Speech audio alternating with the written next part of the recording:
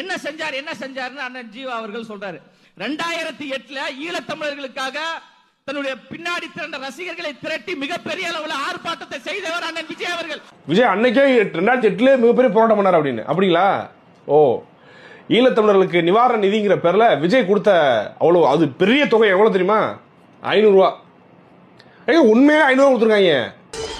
உதவித்தொகை வழங்கியவர்கள் திரு மன்சூர் அலிகான் 25,000, நடிகை பிரகதி 1000, நடிகை கௌதமி 1000, தொல் திருமாவர்கள் 50,000, விஜேஸ் 500, ஆட்சி மனோரமா அவர்கள் 25,000, இளைய தளபதி விஜய் ரசிகர் மன்றத்தின் சார்பில் 500 ரூபாய், குட்டி பத்மினி 5000, இளைய தளபதி விஜய் ரசிகர் மன்றத்தின் சார்பில் 500 ரூபாய், விஜய் ரசிகர் மன்றத்தின் சார்பில் 500 ரூபாய். அவன் 2 லட்சம் 3 லட்சம் அன்னைக்கே திரைத்துறையில் இருக்கக்கூடியவங்க எல்லாம் கொடுக்கும்போது வெறும் 500 ரூபாய் கொடுத்தாங்க ரசிகர் மன்றம் சார்பா.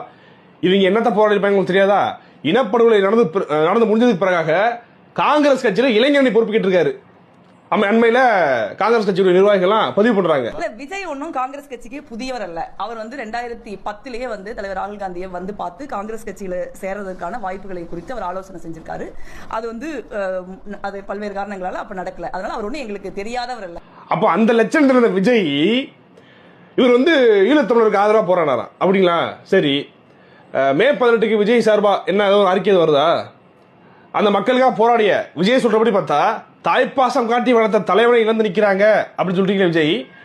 விஜய் தலைவருடைய 14 நாளைக்கு ஒரு அறிக்கை விட்டாரா? ஒரு வாழ்த்து சொன்னாரா?